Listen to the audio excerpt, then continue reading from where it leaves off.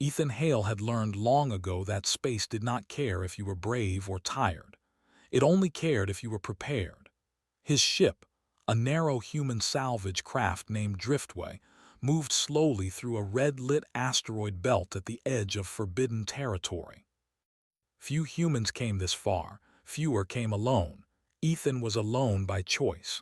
The galaxy believed humans were fragile, too small, too soft, too dependent on controlled worlds and artificial systems. Many alien races thought humans could not survive without help. Ethan knew better. Humans survived because they planned, saved, and endured when others did not.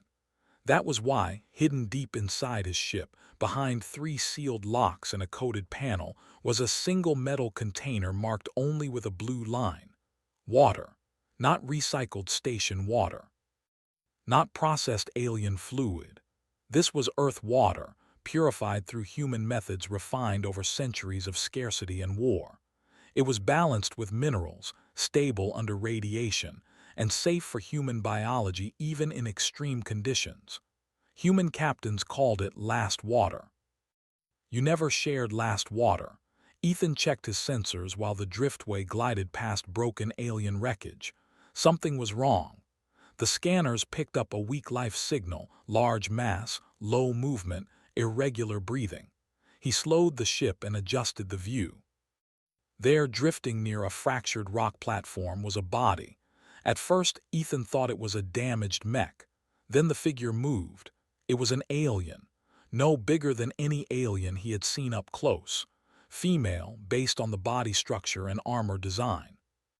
Nearly 3 times Ethan's height, even while curled in pain. Her armor was cracked, burned through in places, and marked with old symbols of a warrior clan Ethan recognized from outdated data logs. A giant species, one known for strength, conquest, and little mercy. Ethan's hand hovered over the engine controls. The smart choice was to leave. Giant clans did not forget faces, and they did not forgive weakness. Helping one could mean being hunted later. Then the alien girl coughed. The sound was deep and rough but weak. Her hand twitched, fingers scraping the rock as if searching for something that was no longer there. Ethan frowned. He ran a scan. Severe dehydration, internal damage, power failure in her armor systems. No active weapons, no nearby allies. She was dying. Ethan closed his eyes for a moment. "Damn it," he whispered. The driftway docked carefully against the rock platform. Ethan suited up and stepped out, his boots clanking softly in the low gravity. Every step toward the alien felt like a mistake, but he kept going. Up close she was even more intimidating. Thick skin with a faint metallic hue, long silver-black hair matted with dust and blood. Her chest rose slowly, unevenly. Ethan knelt and checked her vitals using his wrist scanner. The readings confirmed it. She would not survive another hour. Alien medical kits would not help her. Ethan didn't carry any for her species. Even if he called for help, no one would arrive in time. He looked back at his ship. Last water. Humans died without it. Humans fought wars over it. On some human worlds, entire cities were built around water vaults like the one hidden on his ship. Ethan unclipped the small container from inside his suit. His hands hesitated. "If I give this to you," he said quietly, knowing she couldn't hear him, "I might not make it home." The alien girl stirred slightly, her brow tightening in pain. Ethan exhaled slowly. Humans survived because they made hard choices. Sometimes that meant saving themselves. Sometimes it meant saving someone else, even when it made no sense. He opened the container and lifted her head carefully, supporting her neck with one arm. He pressed the dispenser to her lips and released a controlled flow. The water shimmered faintly blue in the dim light. The reaction was immediate. Her body tensed, muscles tightening as if shocked. Ethan nearly pulled back, afraid he had hurt her. Then her breathing steadied. The scanner beeped rapidly as her hydration levels climbed at an impossible rate. Her wound stopped bleeding. Her eyes opened. They were bright, sharp, and focused, eyes of a warrior. For a moment, Ethan froze. She stared at him, confusion flashing across her face, then shock. Her hand twitched, fingers curling as if to grab him, but she stopped when she noticed the empty container in his hand. She understood, her gaze softened. Ethan lowered her head gently back onto the rock and stepped away. "That's all," he said quietly. "Don't try to move yet." She watched him closely, saying nothing. Her chest rose stronger now, her color returning. Ethan turned and walked back to his ship without looking back. He did not wait. The driftway pulled away from the platform and vanished into the asteroid belt. Ethan set a long-distance course and let the engines carry him forward. His hands shook slightly as he sat in the pilot's chair. He felt lighter and more afraid than he had in years. Hours passed, then a day. Ethan rationed his remaining supplies carefully. Without the water, his margin for error was thin. He avoided populated routes and stayed off common frequencies. He told himself the alien girl would recover and forget him. Giant clans did not remember humans. That belief shattered the next morning. The driftway's warning system screamed. Ethan snapped awake and checked the display. Space around his ship lit up with signals, huge ones. One by one, massive alien warships emerged from warp. 10, 20, more. By the time the system finished counting, 300 warrior signatures surrounded his ship in a perfect sphere. Ethan swallowed. His weapons were useless. His shields would not last seconds. He cut his engines and raised his hands, even though no one could see the gesture. A single transmission cut through the static. "Human vessel," a deep voice echoed. "Remain still." Ethan leaned back in his seat, heart pounding. He had known this would happen. Somewhere out there, among those ships, was a giant alien girl who had tasted human water and decided that meant something. And whatever it meant, his life was about to change forever. Ethan kept his ship completely still. The driftway floated like a small metal insect inside a circle of giants. Every screen showed the same thing: massive alien warships, thick armor, glowing weapon lines aimed directly at him. One wrong move, one wrong signal, and he would vanish. He forced himself to breathe slowly. The comm system crackled again. "Human vessel," the voice said, calmer now but still heavy with authority. "You will not be harmed if you obey." Ethan pressed the reply switch. "I'm unarmed," he said honestly. "My ship can't fight. I'm a scavenger." There was a pause, long enough for his palms to sweat. "We know who you are," the voice replied. That was worse. A new signal appeared on the main screen.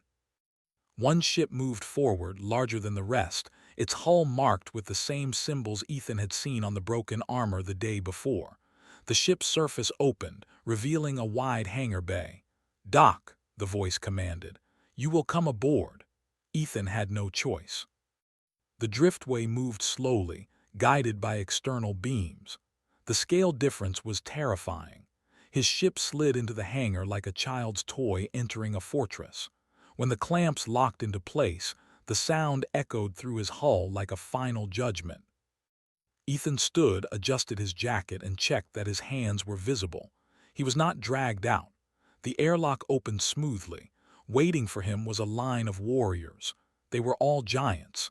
Male and female, thick armored bodies standing perfectly still. Their weapons were not raised, but they were ready. In the center stood her, the alien girl he had saved. She looked nothing like she had on the rock platform. Her armor was restored, polished, and reinforced. Fresh markings glowed faintly across her chest and arms. Her posture was strong, balanced, and proud, but her eyes were the same, sharp, watchful, alive. Ethan stepped forward carefully. "I didn't expect this many," he said. A ripple of low sound moved through the warriors, not laughter, something else. Surprise, maybe. The giant girl raised one hand and the sound stopped immediately. She took one step forward. Even that single step made the floor vibrate. "I am Kael'rha of the Stone-Tide clan," she said. Her voice was deep but clear, carefully controlled. "You gave me water that belonged to your species alone." Ethan nodded once. "You were dying." "Yes," she said, "and you did not let me." She looked at the warriors behind her, then back at Ethan. Among my people, Keorha continued, such an act is not small. It is not ignored. Ethan felt a tightness in his chest. If you're here to punish me, he said, then do it. I won't run. That earned him another strange reaction from the warriors. Several shifted slightly, their attention sharpening. Keorha stared at him for a long moment. You assume guilt, she said. Why? Because humans aren't powerful, Ethan replied, and powerful species don't like surprises. Keorha's eyes narrowed, not in anger but thought. You misunderstand us, she said, and perhaps we misunderstand you. She turned and gestured. Follow. Ethan walked between two rows of warriors, each one tall enough to crush him with a single strike. No one touched him. No one spoke. The corridor opened into a vast chamber shaped like a circle. Symbols glowed across the floor and walls. A council chamber. Other giants waited there, older, heavier, their armor marked with age and command. Their eyes fixed on Ethan the moment he entered. Keorha stood at the center and placed her fist against her chest. I present the human, she said, the one who gave last water. A low murmur spread. One elder stepped forward. His voice was rough, like stone grinding stone. Human, he said, do you know what you gave? Ethan swallowed. I know what it was worth to me. That is not what I asked. Ethan met the elder's gaze. I gave water that humans protect above all else, he said, because without it we die. Silence followed. Another elder spoke, her tone sharper. Then why give it away? Ethan did not answer immediately. He looked at Keorha, then back at the council. Because I didn't think survival meant anything if it cost me being human, he said. The chamber went still. Keorha's jaw tightened slightly. The first elder studied Ethan carefully. You understand, he said slowly, that among our people such a resource could change the balance of power. Ethan nodded. That's why I never planned to share it. Yet you did. Yes. Once. Keorha stepped forward suddenly. He did not offer it for trade, she said. He did not ask for protection or favor. He left me believing he would never see me again. Her voice rose slightly. This was not manipulation. The elders exchanged looks. Then what was it? The sharp-voiced elder asked. Keorha turned to Ethan. Answer. Ethan took a breath. It was mercy, he said simply. The word hung in the air. Some warriors shifted uncomfortably. Mercy was not a concept often praised among conquering clans. The first elder raised a hand. Enough, he said. This matter is not simple. Before he could continue, the chamber lights flickered. An alarm blared. A new voice cut through the chamber, urgent, strained. Enemy signatures detected. Multiple vessels entering outer range. The council chamber erupted into controlled chaos. Warriors moved to positions instantly. Tactical displays ignited along the walls. Keorha turned sharply. Who? A rival coalition, the voice replied. They are broadcasting demands. They want the human. Ethan felt his stomach drop. The elders stared at him. They know, one said. Of course they do, another replied. Word travels fast when legends awaken. Keorha clenched her fists. They will not take him. The sharp-voiced elder looked at Ethan. Human, she said, you have become a symbol without trying. That's not my intention, Ethan said. It rarely is, the elder replied. The first elder stood taller. Prepare defenses, he commanded. But this is not only a battle of weapons. He looked directly at Ethan. You will remain here, Ethan nodded. If they want me, he said, they won't stop. Keorha stepped beside him. Then they will learn, she said, that humans are not unguarded. Ethan glanced up at her. You don't owe me that. Keorha met his gaze. I owe you my life, she said. And among my people that debt is never ignored. Outside the massive ship, enemy fleets moved closer. The warriors prepared for war, and at the center of it all stood a single human, unarmed, unarmored, and calm. Because humans had learned long ago that strength did not always come from size. Sometimes, it came from choosing to give everything when it mattered most. The enemy fleet did not attack immediately. That alone worried the Stone-Tide clan more than open fire would have. Their ships held position at the edge of weapons range, moving slowly, like predators circling wounded prey. Ethan stood on a raised platform inside the command hall, surrounded by beings who could tear him apart with ease. Tactical screens showed glowing shapes and shifting vectors. Numbers updated every second. 300 Stone-Tide warships, almost the same number on the other side. Balanced. Dangerous. Kael'rha stood near the central display, listening to reports. Her face was calm, but Ethan noticed the tension in her shoulders. She was a warrior, but also young for her rank. This situation was bigger than a border fight. The first elder approached Ethan. "You have drawn attention," the elder said. "Attention brings conflict." Ethan nodded. "I didn't mean to. Intent does not change result." Before Ethan could reply, a transmission request came in. "Enemy channel." The elders exchanged looks, then accepted it. A massive alien face appeared on the main screen. This one was different from Kael'rha's people, thinner, sharper features, eyes cold and calculating. "Stone-Tide clan," the enemy leader said. "We know you shelter a human." Kael'rha stepped forward. "He is under our protection." The alien's lips curved slightly. "Protection is expensive. We offer a simpler exchange. Give us the human, we leave without bloodshed." Murmurs spread through the chamber. The alien leader continued. "Human water is no myth. One dose healed a warrior beyond your own medicine. Imagine what it could do for armies." Ethan felt every eye turn toward him. "You will not have him," Kael'rha said firmly.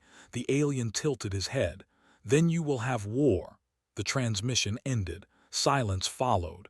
The sharp-voiced elder broke it. "They will not retreat." "No," Kael'rha said. "They believe humans are resources." The first elder turned to Ethan.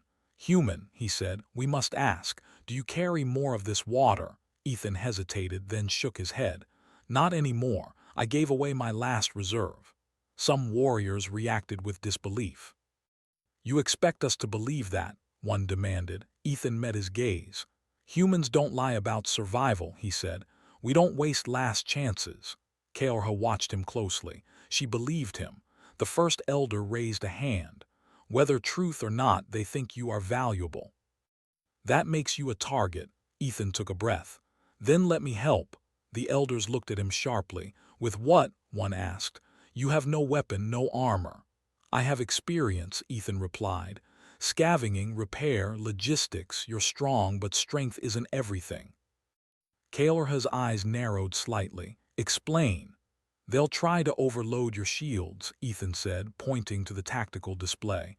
"Your ships are built for close combat. They'll stay at range and bleed you slowly." A pause. One of the tacticians spoke. "That is accurate." Ethan continued. "Your energy distribution is too even. You're wasting power where it won't matter." The elders exchanged looks. "You see this?" Ethan stepped closer to the display, careful not to touch without permission. "If you reroute auxiliary power from the outer hull plating and feed it into forward shields only, you can hold longer and force them to close distance." Kael'rha studied the data. "You know our systems." "No," Ethan admitted, "but I know scarcity. And I know how to make things last." The first elder considered this. "Do it." Technicians moved quickly. Power flows shifted. Shield patterns changed. The enemy fleet reacted almost immediately, firing probing shots. The Stone-Tide shields flared but held. "They're surprised," Kael'rha said. "They expected brute force," Ethan replied. "Not adjustment." Minutes stretched into an hour. The enemy pressed harder, trying different formations. Each time, the Stone-Tide ships adapted. Ethan moved from station to station, suggesting changes, helping with damaged systems, crawling into tight access panels where giant hands could not reach. More than once, a blast rocked the ship, throwing him against a wall. Each time, a massive hand steadied him before he fell. Word spread among the warriors. The human did not hide, he worked. Then the enemy changed tactics. Multiple ships surged forward at once, ignoring losses, aiming straight for the command vessel. "They're trying to break our head," Keorha said. "They think if this ship falls, you'll scatter," Ethan replied. "They may be right." Ethan looked at the main display, mind racing. "You have something they don't," he said. "What?" Keorha asked. "Me," Ethan said. "And what I represent." Keorha frowned. "Explain quickly." "They want human water," Ethan said. "They believe humans hoard power. Let them believe it." Before she could stop him, Ethan stepped toward the communications console. "I want a broadcast," he said. The elders hesitated. Keorha studied his face. She saw no fear, only focus. "Do it," she said. The channel opened. Ethan's face appeared on enemy screens across the battlefield. "This is the human you're hunting," Ethan said calmly. "You think I carry something that makes me valuable." The enemy leader's face appeared again. "You will surrender," he said. "No," Ethan replied. "I will explain." Ethan lifted the empty container from his belt and held it up. "This is all I had," he said. "One dose, one choice, I gave it away." Laughter echoed through enemy channels. "You lie," the enemy leader said. "If I had more," Ethan continued, "I wouldn't be here, I would be running." The laughter faded. "Humans don't win wars with resources," Ethan said. "We win by refusing to break when we should." He lowered the container. "You attack these people because you think they protect me for profit," he said. "You're wrong. They protect me because they understand debt, honor, and choice." Silence followed. Then the enemy leader spoke, voice colder than before. "Enough, destroy them." The enemy fleet surged. The battle intensified instantly. Explosions lit space like violent stars. Stone-tied ships moved forward, shields flaring, weapons roaring. Giants fought with discipline and fury. Ethan was thrown to the floor as a direct hit rocked the command vessel.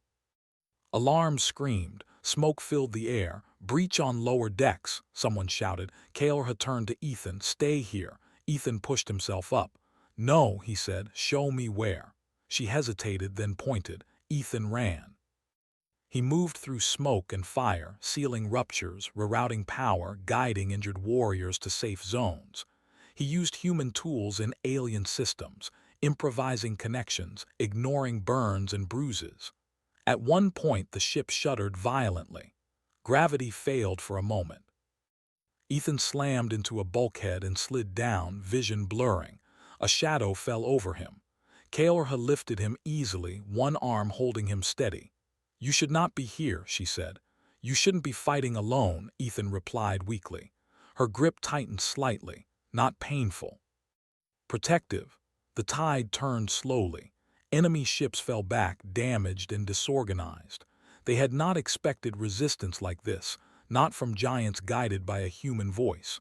When the final enemy ship retreated into warp, the battlefield fell silent. Stone-tied ships held position. Inside the command hall, exhaustion replaced tension. Warriors leaned on walls, armor scorched, eyes bright with something new, respect. Keorha stood before Ethan. "You did not fight like a warrior," she said. Ethan managed a tired smile. "Humans rarely do." "You fought like a survivor," she said. The first elder approached. "Today," he said slowly, "you proved something to us." Ethan looked up. "What's that?" "That humans are dangerous," the elder said. "Not because of what they have, but because of what they give and what they refuse to surrender." Ethan closed his eyes for a moment, letting the noise fade. The war was not over. But the galaxy had just learned a lesson it would never forget. The stone-tied command ship rocked gently in space after the retreat of the enemy fleet. Alarms still echoed through secondary decks, but the immediate danger had passed. Ethan stood near the central console, exhausted, his clothes scorched and his hair matted with sweat. Around him, giant warriors moved silently, tending to minor injuries, checking systems, and repairing damage. Keorha stood nearby, arms folded, her eyes scanning the tactical displays. Even after victory, she did not relax. The enemy fleet would return. They always returned. But for now, she allowed herself a small measure of relief. She looked at Ethan and noted how small he seemed among giants, yet how much influence he carried in just a few hours. The first elder stepped forward, his heavy boots making faint vibrations on the metal floor. "Human," he said, voice deep and steady, "you have done more than we expected. Your guidance has saved lives and perhaps even prevented a larger war." Ethan shook his head, trying to push back the fatigue. "I didn't do it alone. You have powerful warriors." "I just helped them think differently." Kael'rha's eyes softened. "Humans think differently because you are not bound by fear in the same way. You survive by understanding limitations, not ignoring them. That is why you are still alive." A new alarm cut through the room, more urgent than before. Ethan's heart sank. "More ships?" he asked. Kael'rha shook her head. "Not ships. Sensors detect movement within our own territory. Something is unusual." Ethan followed her gaze to the large display, which showed multiple small craft approaching from a hidden asteroid field nearby. They moved quickly, but silently, their signatures minimized to avoid detection. "Cloaked raiders," Ethan said. "They may be looters or scouts." The first elder's eyes narrowed. "They are not part of the previous fleet." Ethan studied the vectors. "They could be after human water." Kael'rha's expression hardened. "Even though you gave all of it away." "They might not believe it," Ethan said. "Legends spread fast. You heal one warrior with a small dose, and the galaxy wonders if humans hoard more." The elders exchanged concerned looks. One of them, a woman with long silver markings on her armor, spoke. "We should intercept them. If they get too close, they could damage our supply lines or steal information." Kael'rha looked at Ethan. "What do you suggest?" Ethan's mind raced. "We can't fight them directly. They are too small, too fast, but we can trap them. Use the asteroid field. Their ships aren't built for maneuvering among tight rocks at high speed. If we lure them in, your ships can cut them off. We'll force them to retreat or be destroyed without risking your fleet." The council considered this. Kael'rha finally nodded. "Do it." Ethan rushed to the tactical console, his hands moving over alien controls he barely understood but adapted instinctively. He analyzed the movement patterns, plotted intercept points, and predicted the raiders' trajectory. The giants around him followed his commands, trusting a human's instincts over their own centuries of combat training. The raiders entered the asteroid field, cloaked vessels weaving between rocks. Ethan guided the stone-tied ships carefully, leading them in silent coordination. When the first raider attempted to escape, it was surrounded and disabled with precision strikes. Kael'rha watched, impressed. "You understand timing better than most warriors," she said quietly. Ethan shook his head, hands flying over the console. "It's not timing. It's patience. You wait for the right moment, not the fastest." The last of the raiders attempted a desperate attack on one of the damaged stone-tied vessels. Ethan saw the opening immediately. "Divert power to the forward shields," he shouted. "Use the side cannons to cut off their escape." Kael'rha's ship obeyed with precision. The raider was trapped between shields and fire, its engines crippled, and it surrendered. The surviving raiders retreated quickly, disappearing into the asteroid field. Ethan leaned back, wiping sweat from his forehead. "That's it. They won't be back anytime soon." Kael'rha's gaze lingered on him. "You did not fight with brute strength, yet you saved my fleet. Humans are strange creatures, Ethan. You do not rely on size or armor, yet you are capable of things that giants rarely achieve." Ethan smiled weakly. "We survive by thinking ahead, that's all." The first elder approached. "You have done more than survive. You have earned the respect of our people. It is rare for us to trust outsiders, rare for us to recognize the value of humans. You have changed that today." Ethan looked around at the massive figures surrounding him. He had never imagined being in this position. Humans were usually considered insignificant in galactic politics. Yet here he was, standing among the most feared warriors of the sector, having saved their fleet with nothing but his knowledge and determination. Kael'rha stepped forward. "There is more you must know," she said. "Your actions have caused curiosity. Other clans will hear of this. You may be sought again, not just by enemies but by those who wish to understand you." Ethan frowned. "I don't want to be hunted again." "You may not have a choice," she replied, "but you do have allies now." The first elder spoke again. "We will grant you protection, not only for yourself but for all humans who travel these sectors under our flag. You have proven that your species deserves it." Ethan's eyes widened. "Protection for all humans," Kael'rha nodded. "Yes. From this day forward, your kind will no longer be considered weak or unworthy. You are survivors, and survivors are respected in this galaxy." Ethan took a deep breath, letting the weight of the moment settle in. He had saved a life with something as simple as water. That single act had shifted the perception of humanity among an entire warlike species. But even as relief washed over him, Ethan knew this was only the beginning. Other clans, other powers, would hear of what had happened. And where humans were considered valuable, danger always followed. Kael'rha led him to the observation deck. Outside, stars stretched into infinity. The stone-tied fleet moved among the asteroids, engines glowing softly. The battlefield was quiet now, but the galaxy remained unpredictable. "You have changed our fate," Kael'rha said softly. "Not with weapons, but with choice. That is a human trait I will never forget." Ethan looked out at the stars, thinking of Earth, of his ship, and of the simple water that had started it all. "I didn't expect this," he said. "I just did what felt right." Kael'rha smiled faintly. "Sometimes what feels right is more powerful than any weapon." Hours later, the stone-tied warriors gathered around him in a more relaxed formation. They did not see him as weak. They did not see him as small. They saw someone who had made impossible choices, someone who had changed the outcome of a battle without striking a single blow. One of the younger warriors, curious and bold, approached. "Human," he said, "how can one of your kind survive among giants?" Ethan looked at him, calm despite fatigue. "By remembering what matters, by using your mind, not just your muscles, and by helping when it counts." Kael'rha's voice interrupted. "He has also shown that mercy is strength and courage is intelligence. Remember that, all of you." The elders nodded in agreement. "Today, humans are no longer outsiders. You are a part of this," the first elder said. Ethan felt a mixture of pride and disbelief.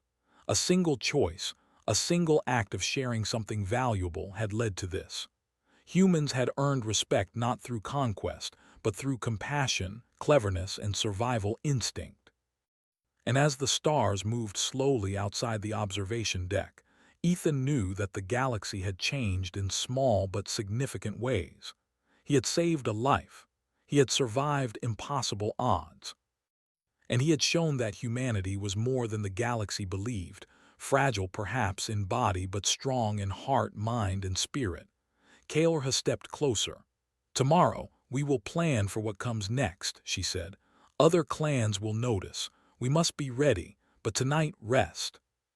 Ethan nodded, finally allowing himself to feel the exhaustion he had ignored all day. For the first time since rescuing Kael'rha, he allowed himself to relax. The fleet was safe.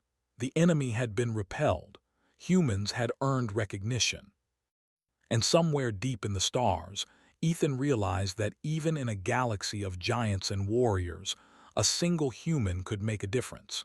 It was a difference that others would never forget. For the first time, Ethan felt hope, not just for survival but for humanity itself. He looked at Kael'rha and gave a small nod. "Thank you," he said simply. She returned the nod. "No, human, you thank yourself. You chose to act when it mattered. That is why you are alive." And in that moment, amid the quiet hum of engines and the distant glow of stars, Ethan understood something that humans had always known. The smallest choices could have the greatest consequences, and even the weakest species could change the fate of the galaxy. Tomorrow the battles would continue, but tonight humanity had earned its place. And Ethan, the human who gave his secret water to a giant alien girl, finally allowed himself to rest. The calm did not last long. As Ethan rested in the small quarters provided by the Stone-Tide clan, a part of him stayed alert. Even with the enemy fleet repelled and the rogue raiders gone, the galaxy was vast, and news of what had happened would spread fast. Humans were now known. Humans were now significant. Kaorha entered quietly, her massive frame casting a shadow across the room. "You rest too lightly," she said. "There are others who will hear of you. Some will seek knowledge, others may seek to take it by force." Ethan rubbed his eyes, finally sitting up. "I've survived worse," he said quietly. "I don't need glory, I just wanted to help." Kaorha looked at him with a small, approving smile. "Humans are strange," she said. "They fight wars, yet their greatest victories are acts of mercy." "I've seen it today, I will not forget it." Ethan chuckled softly. "I guess we surprise people sometimes." Outside the window, the Stone-Tide fleet moved in precise formations, patrolling the sectors, maintaining a silent watch over the asteroid fields. Giant warriors moved between ships, repairing systems, tending to minor injuries and keeping watch for any new threats. Ethan observed them quietly. In all his years traveling through alien space, he had never seen such organization, such discipline. And yet, despite their strength, it was his small acts of human ingenuity and choice that had tipped the balance in their favor. Kaorha continued, "Tomorrow we will hold a council with the elders. They will decide your place among us. You will not be a prisoner nor a guest. You will have a role." Ethan frowned. "A role?"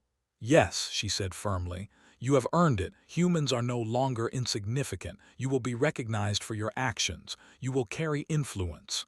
Ethan leaned back against the wall, taking a slow breath. Influence. It was not a word he ever sought. Humans rarely traveled for power. They survived, adapted, and endured. Yet somehow the galaxy had changed around him. His simple act of sharing water had shifted perceptions, not just of him, but of his entire species. The following morning, the council convened in the grand chamber of the Stone-Tide flagship. The room was massive, with towering ceilings and walls covered in glowing symbols. Hundreds of warriors stood at attention, silent but watchful. Kaorha led Ethan to the center, placing him where all could see. The first elder, tall and broad, stepped forward. "Human," he said, voice echoing across the hall, "you have done what none of our kind could expect. You gave life to one of our own. You guided our fleet in ways we had not imagined. You faced 300 enemy ships with nothing but your mind and courage." Ethan nodded quietly. "I only did what I could. I didn't plan for glory or recognition." The elder's gaze softened. "Intent does not matter as much as outcome. Today, humans are no longer outsiders. Today, we recognize your kind." Murmurs spread through the hall. Warriors who had once doubted the value of humans now nodded in quiet agreement. Kaorha stood beside Ethan, her presence a shield and a statement. Another elder, a female with intricate markings on her armor, spoke. "From this day forward, all humans traveling in our sectors will have our protection. They will not be considered weak or expendable. They will be treated as survivors and equals." Ethan's eyes widened. "All humans?" "Yes," she said firmly. "Your species has proven a quality we respect: resilience, intelligence, and courage. You have earned it." The council deliberated further, deciding that Ethan would serve as an advisor and liaison for all human matters within the Stone-Tide sectors. He would not command warriors, nor would he fight for glory, but his knowledge, choices, and survival skills would guide the clan in interactions with humans. Kaorha smiled faintly. "You will influence more than you realize," she said quietly. "And through you, the galaxy will see humans differently." Ethan exhaled slowly. He had never wanted influence, never sought recognition, but he understood the responsibility. Humans were now significant, not because of weapons, numbers, or power, but because of choices and survival. Outside, The stars stretched into endless darkness. The asteroid belts, once hostile, now felt safe under the watch of the stone-tide fleet. Ethan realized that he had not just saved a life or a fleet, he had changed the perception of his species across entire sectors of the galaxy. Kael'Rha joined him at the observation window. "They will not forget this day," she said. "Nor will they forget you." Ethan nodded. "Nor should they. Humans don't ask for recognition, but we survive. That's enough for us." "Survival can be more than enough," Kael'Rha said. "It can be inspiration. It can change the course of history." Days passed. Ethan traveled with the fleet, observing, advising, and learning. He adapted to the giant warriors' ways, teaching them human problem-solving and improvisation. His presence caused whispers among the clans. Humans were resourceful, clever, and unpredictable. One evening, after another successful patrol and minor skirmish against raiders, Ethan and Kael'Rha stood on the observation deck. The stars stretched endlessly around them, silent witnesses to their journey. "You have changed more than our fleet," Kael'Rha said. "You have changed how our people see the galaxy. You have shown that mercy, courage, and intelligence matter as much as strength." Ethan smiled faintly. "I just gave water to someone who needed it. And in doing so," Kael'Rha replied, "you saved us all. You reminded us of the power of choice. Humans are more than we believed, and you are a symbol of that truth." Ethan's gaze lingered on the stars.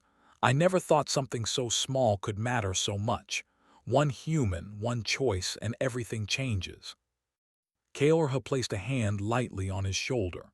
"Sometimes the smallest actions carry the greatest consequences, and sometimes the galaxy listens when no one expects it." Ethan took a deep breath. He thought of Earth, of his small ship, and of the water that had saved Kael'Rha. That single act had shifted the balance of power, earned respect for humanity, and forged a bond between species that once considered each other insignificant. "Humans survive," Ethan said quietly. "Not because we are the strongest, but because we endure. Because we choose to act when it matters, and because we refuse to forget mercy." Kael'Rha nodded. "And now, your people will survive in ways they never imagined. The galaxy will know that humans are not to be dismissed." Ethan smiled faintly, feeling the weight of responsibility, the recognition, and the hope that had grown from a simple act of compassion. He understood that the future was uncertain, that dangers would return, and that his life would never be quiet again.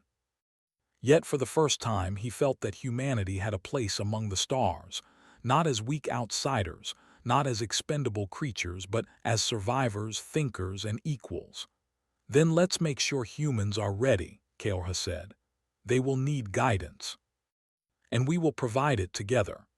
Ethan looked out at the stars once more, taking in the vastness of space and the countless possibilities it held. "Together," he agreed. The fleet moved silently among the asteroids, its massive forms glowing under the distant light of stars. Warriors went about their duties, repairing ships, preparing defenses, and watching the horizon. But one small human had changed the course of history for an entire species. One human had proven that courage, wisdom, and mercy could stand against fleets, power, and prejudice. Ethan smiled, thinking of the simple bottle of water that had begun it all. The galaxy was vast, but humanity had found a place within it. Kael'Rha stood beside him, silent, watching. And together, human and giant, they faced the endless expanse of stars, knowing that the universe had changed because of one small, thoughtful choice. Ethan's journey had begun with a single act of compassion. It had led to respect, survival, and recognition, not just for him but for all humans. And as the stars stretched before them, he realized the truth. Humans would endure, adapt, and rise, no matter how vast the galaxy. And somewhere in the quiet hum of engines and the glow of distant stars, Ethan knew that humanity's story among the giants had only just begun. The galaxy had learned something important. A single human, with courage, intelligence, and heart, could change the fate of many. Ethan looked at Kaorha one last time, silently nodding. She returned the gesture. Together, they would face whatever came next, because humans survived, and they never forgot that even small choices could echo across the stars. The universe, vast and unyielding, had taken notice, and humanity would not be underestimated again.